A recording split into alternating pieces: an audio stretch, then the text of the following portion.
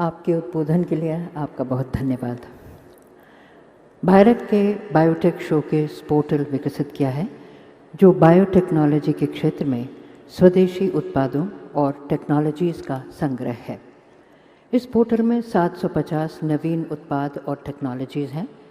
ये स्वास्थ्य सेवा, कृषि, पर्यावरण और इंडस्ट्रियल बायोटेक्नोलॉजी के क्षेत्र में नवाचारों, आविष्कारों और प्रौद्योगिकी परिपक्वता के चरण का विवरण प्रदान करता है। इस पोर्टल के माध्यम से बायरक का उद्देश्य है विभिन्न बायरक योजनाओं के माध्यम से समर्थित व्यावसायिक रूप से किफ़ायती उत्पादों और टेक्नोलॉजीज़ का प्रदर्शन करना तथा प्रारंभिक चरण के उत्पादों और टेक्नोलॉजीज़ के लिए सही भागीदारों के साथ जुड़ने का अवसर प्रदान करना। माननीय प्रधानमंत्री से निवेदन है कि आप कृपया रिमोट बटन दबाकर बायोटेक शोकेस पोर्टल को लॉन्च करें।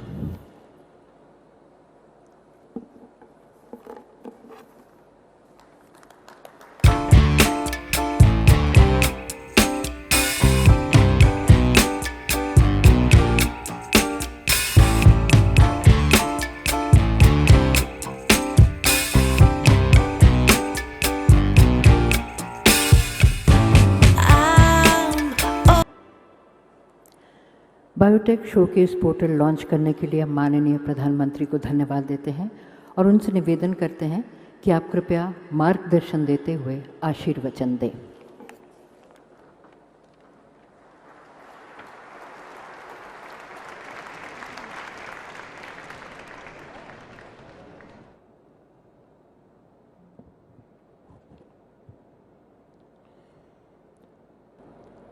आठ गुना बढ़ गई है। 10 अरब डॉलर से 80 अरब डॉलर तक हम पहुंच चुके हैं। भारत बायोटेक के ग्लोबल इकोसिस्टम में टॉप 10 देशों की लीग में पहुंचने से ज्यादा दूर नहीं है।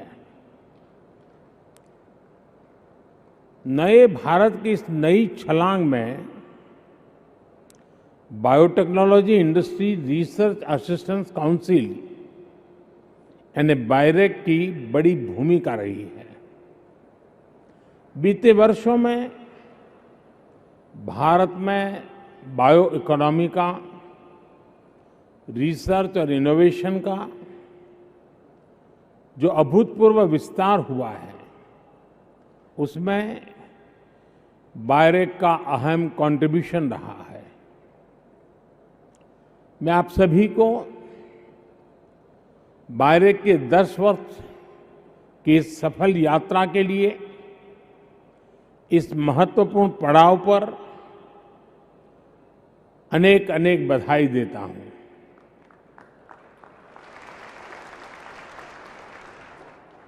यहां जो एग्जीबिशन लगी है उसमें भारत के युवा टैलेंट, भारत के बायोटेक स्टार्टअप्स, इनका सामर्थ्य और बायोटेक सेक्टर के लिए भविष्य का रोड मैप बहुत बखूबी सुंदरतापूर्वक वहां प्रस्तुत किया गया है। ऐसे समय में जब भारत अपनी आजादी के अमृत महोत्सव मना रहा है, अगले 25 वर्षों के लिए नए लक्ष्य तय कर रहा है, तब बायोटेक सेक्टर देश के विकास को नई गति देने के लिए बहुत महत्वपूर्ण है। एग्जीबिशन में शोकेस किए गए बायोटेक स्टार्टअप्स और बायोटेक इन्वेस्टर्स और इंक्यूबेशन सेंटर्स नए भारत की एस्पिरेशंस के साथ चल रहे हैं। आज यहां जो थोड़ी देर पहले जो ई पोर्टल लॉन्च किया गया है उसमें हमारे 750 बायोटेक प्रोडक्ट लिस्टेड हैं। ये भारत की बायो इकोनॉमी के सामर्थ्य और उसके विस्तार को भी और उसकी विविधता को दिखाता है। साथियों, इस हॉल में बायोटेक सेक्टर से जुड़ा करीब करीब हर सेक्टर मौजूद है। हमारे साथ बड़ी संख्या में ऑनलाइन भी बायोटेक प्रोफेशनल जुड़े हुए हैं। आने वाले 2 दिनों में आप इस एक्सपो में बायोटेक सेक्टर के सामने अवसरों और चुनौतियों पर चर्चा करने वाले हैं। बीते दशकों में हमने दुनिया में अपने डॉक्टर्स, हेल्थ प्रोफेशनल्स की रेपुटेशन को बढ़ते हुए देखा है। दुनिया में हमारे आईटी प्रोफेशनल्स की स्किल और इनोवेशन को लेकर ट्रस्ट का जो माहौल है वो एक नई ऊंचाई पर पहुंचा है। यही ट्रस्ट, यही रेपुटेशन इस दशक में भारत के बायोटेक सेक्टर, भारत के बायो प्रोफेशनल के लिए होते हुए हम सब देख रहे हैं। ये मेरा आप पर विश्वास है, भारत के बायोटेक सेक्टर पर विश्वास है। ये विश्वास क्यों है, इसकी वजह पर भी मैं विस्तार से बात करना चाहूंगा। साथियों, आज अगर भारत को बायोटेक के क्षेत्र में अवसरों की भूमि माना जा रहा है तो उसके अनेक कारणों में 5 बड़े कारण मैं देखता हूं। पहला, diverse population, diverse climate zones. दूसरा, भारत का टैलेंटेड ह्यूमन कैपिटल पूल। तीसरा, भारत में ईज ऑफ डूइंग बिजनेस के लिए बढ़ रहे प्रयास। चौथा, भारत में लगातार बढ़ रही बायो प्रोडक्ट्स की डिमांड। और पांचवा, भारत के बायोटेक सेक्टर यानी आपकी सफलताओं का ट्रैक रिकॉर्ड। ये पांचों फैक्टर्स मिलकर भारत की शक्ति को कई गुना बढ़ा देते हैं। साथियों, बीते 8 साल में सरकार ने देश की इस ताकत को बढ़ाने के लिए निरंतर काम किया है। हमने होलिस्टिक और होल ऑफ गवर्नमेंट अप्रोच पर बल दिया है। जब मैं कहता हूं सबका साथ सबका विकास, तो ये भारत के अलग अलग सेक्टर्स पर भी लागू होता है।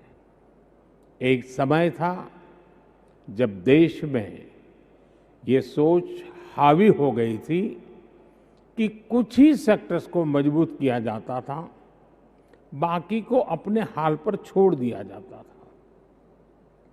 हमने इस सोच को बदल दिया है, इस अप्रोच को बदल दिया है। आज के नए भारत में हर सेक्टर में उसके विकास से ही देश के विकास को गति मिलेगी। इसलिए हर सेक्टर का साथ, हर सेक्टर का विकास, ये आज देश की जरूरत है। इसलिए हम हर उस रास्ते को एक्सप्लोर कर रहे हैं जो हमारी ग्रोथ को मोमेंटम दे सकता है। सोच और अप्रोच में ये जो महत्वपूर्ण बदलाव आया है वो देश को नतीजे भी दे रहा है। हमने अपने मजबूत सर्विस सेक्टर पर फोकस किया तो सर्विस एक्सपोर्ट में $250 बिलियन का रिकॉर्ड बनाया। हमने गुड एक्सपोर्ट पर फोकस किया तो $420 बिलियन के प्रोडक्ट के एक्सपोर्ट का भी रिकॉर्ड बना दिया।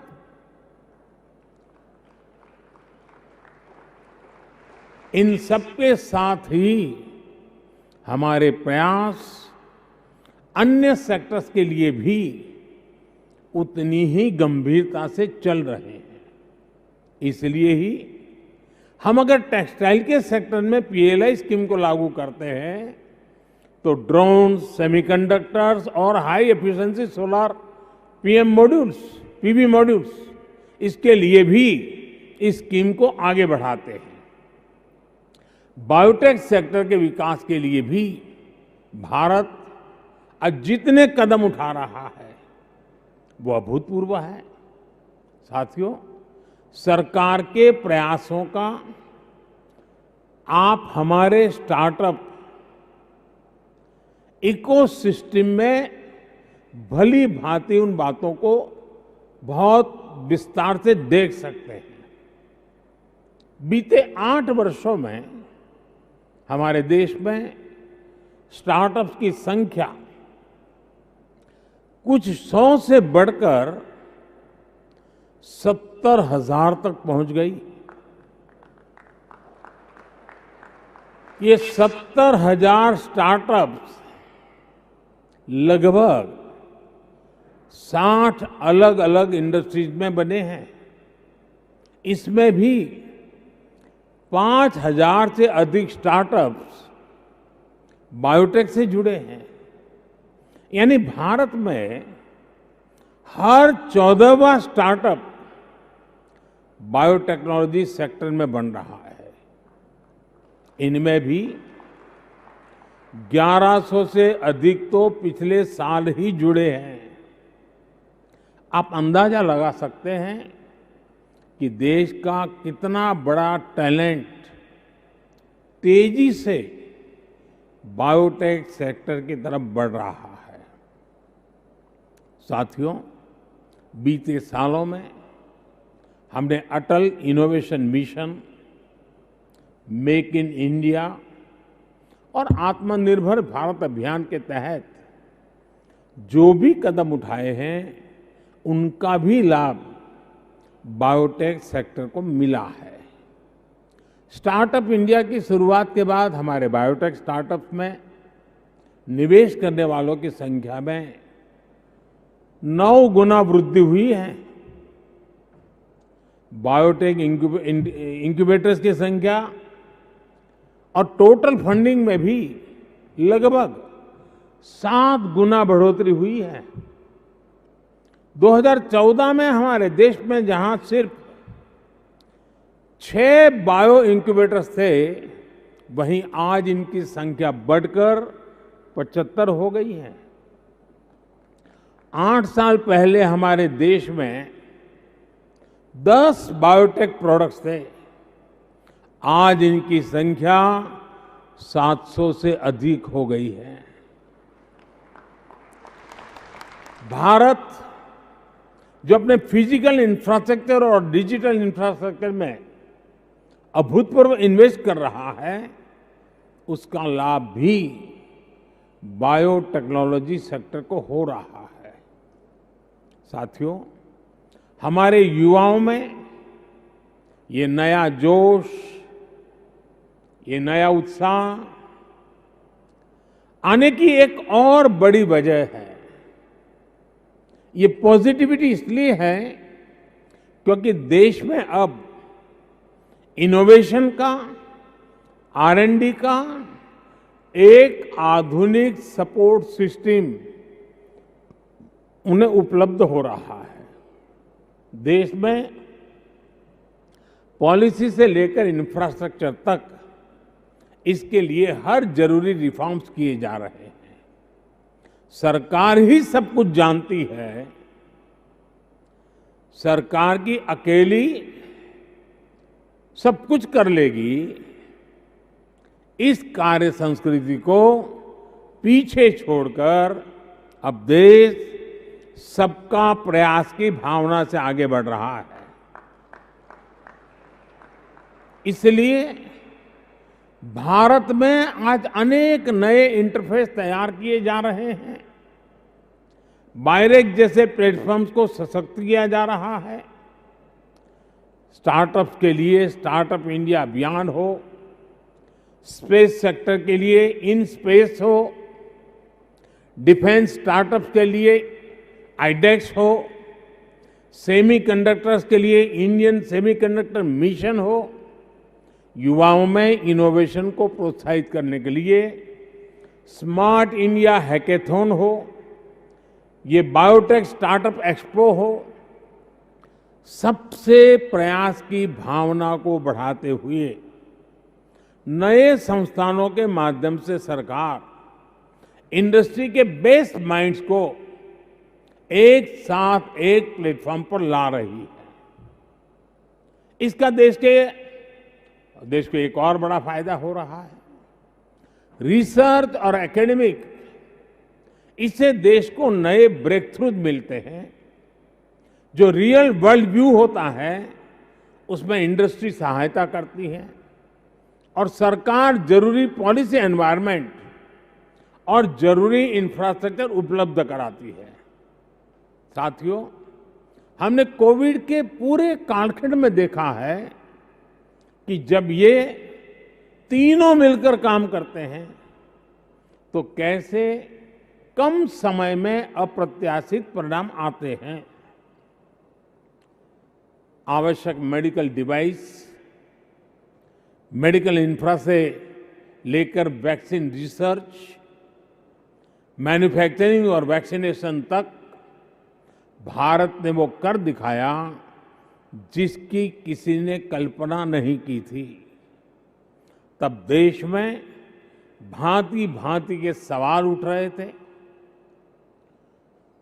टेस्टिंग लैब नहीं है तो जांच कैसे होगी?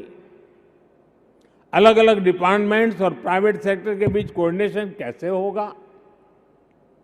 भारत को कब वैक्सीन मिलेगी?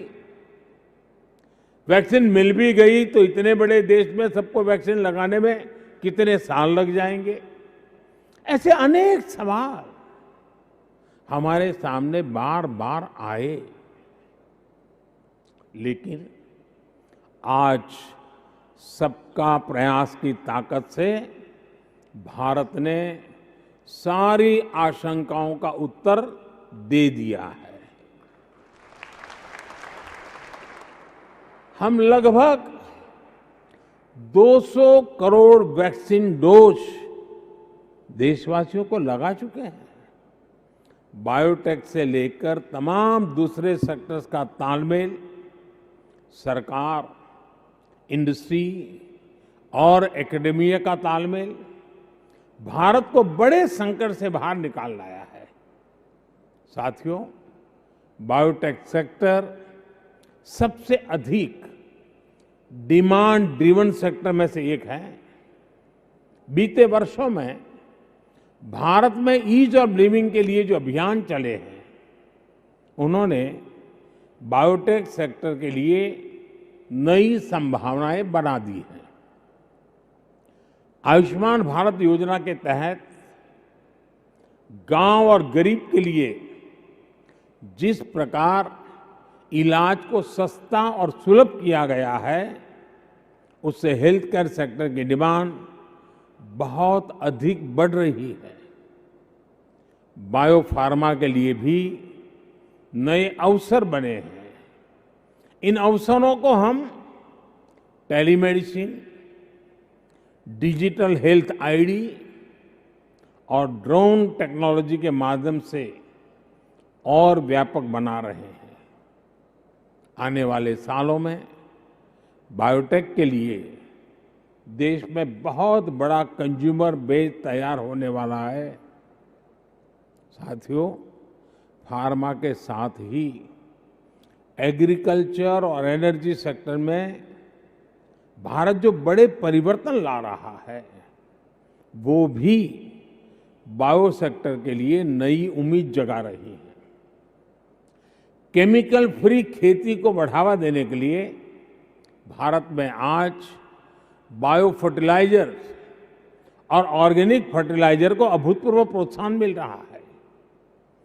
खेती और क्लाइमेट चेंज के असर को कम करने के लिए, कुपोषण को दूर करने के लिए बायो फोर्टिफाइड सीड्स को भी बढ़ावा दिया जा रहा है।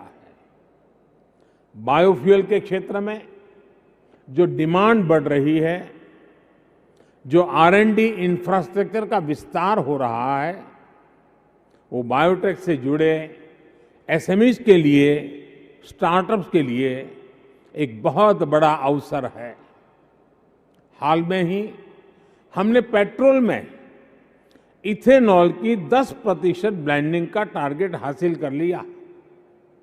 भारत ने पेट्रोल में 20% इथेनॉल ब्लेंडिंग का टारगेट भी 2030 से 5 साल कम करके अब उसे 2025 कर लिया है।